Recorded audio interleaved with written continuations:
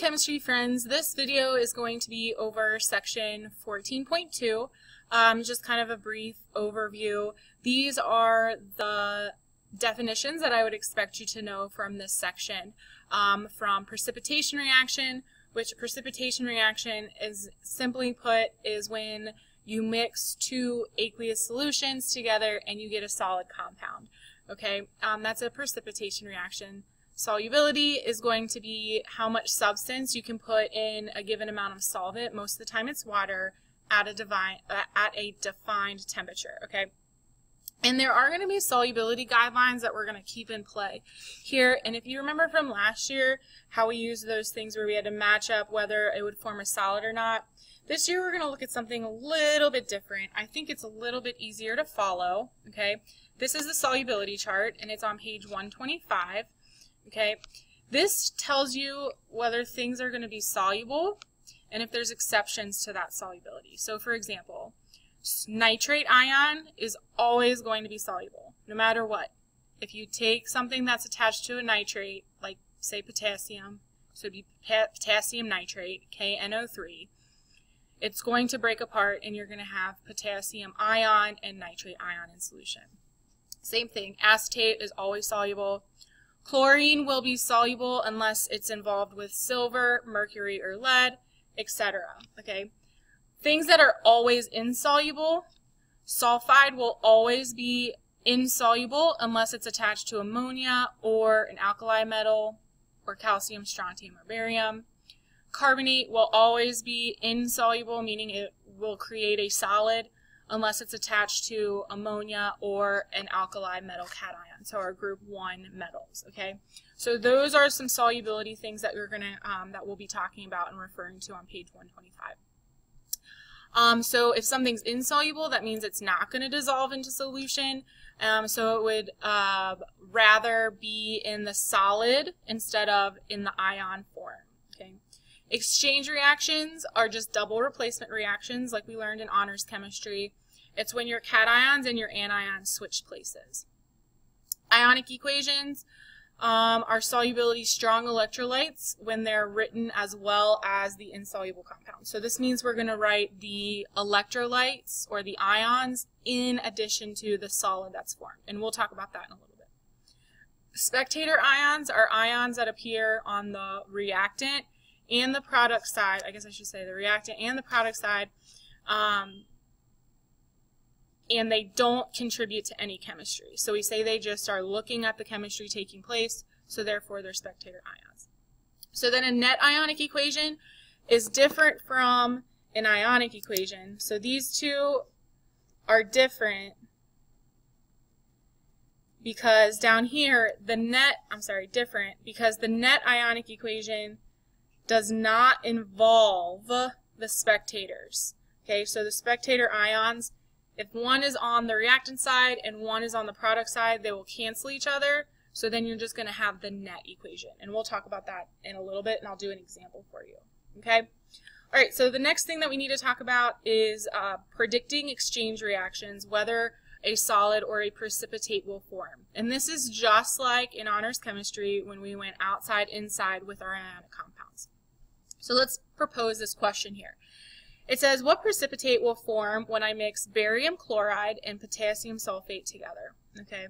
So first of all, let's think about the ions that these ionic compounds can form.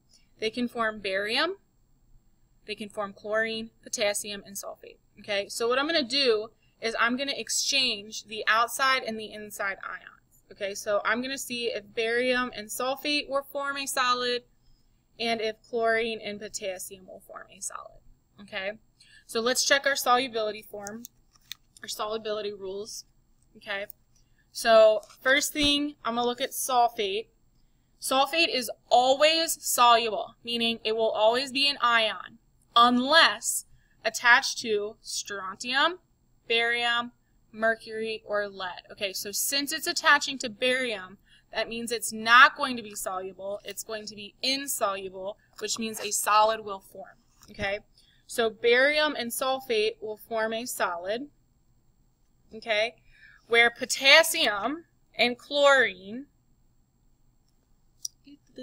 so chlorine is always soluble, unless we're attached to silver, mercury, or lead. Potassium's not there, so chlorine is going to be soluble, which means these two will stay in their ion form, or it will be aqueous. Okay? So, with that being said, this is kind of what I just talked about. My reaction is going to look like this. Aqueous, aqueous. Barium sulfate is going to form a solid, and potassium chloride is going to be aqueous, meaning that it's going to look like this in my beaker. It's going to be potassium aqueous, chlorine aqueous. Okay? So without this here and these two here, this would be an ionic equation. Okay? In addition to that, these would all be split up into their ions as well. Okay, writing a net ionic equation. There's 3 simple steps that we can take in order to write a net ionic equation. The first step is going to be write the balanced chemical equation, rewrite to show ions that form in solution when each soluble strong electrolyte dissociates, so we're just breaking apart the ions, and then we're going to flip-flop partners. Okay, so let's look here. And then we're going to identify and cancel out spectator ions. So, example. Write a net ionic equation for the reaction between calcium chloride and sodium carbonate. Okay, so the first question says, calcium chloride plus sodium carbonate. What am I going to make? Okay, so step 1, I'm going to go outside, inside, but I need to have a balanced chemical equation.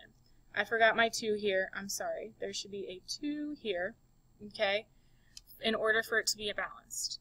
So now I need to go calcium and carbonate and chlorine and sodium to see if I'll make a solid compound. Now if we remember our sodium and our chlorine, chlorine will always be soluble unless attached to silver, mercury, or lead. Sodium is none of those.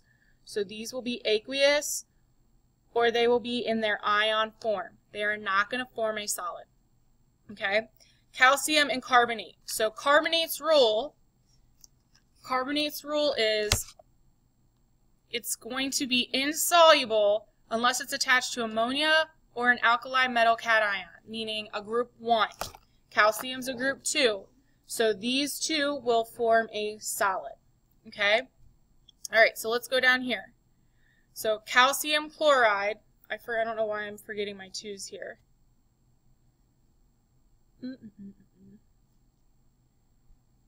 Calcium chloride, when I break it apart into its electrolytes, its strong electrolytes, will look like that. Sodium and carbonate, when I break them apart, will look like that. And just like I said up here, I have to check to see if calcium carbonate forms something and if sodium and chlorine form something. Carbonate and calcium form a solid, therefore I need to write it as a solid. Okay? Now, step 3 says if there's a spectator ion, they need to be crossed out and the equation needs to be written without them. Okay? So calcium forms a solid, so it is not a spectator ion. It will contribute to chemistry. Chlorine is a spectator ion on both sides. It's just watching. No chemistry is in play, so you can get rid of them. Same thing with sodium. And then carbonate is part of the solid, so there is chemistry going on. So my overall net ionic equation is going to be the calcium ion plus the carbonate ion, making calcium carbonate. Okay, so go ahead and try the problems down at the bottom, and you're going to be doing these in class. So make sure you star or put question marks to anything that you're having problems with. Thanks, guys.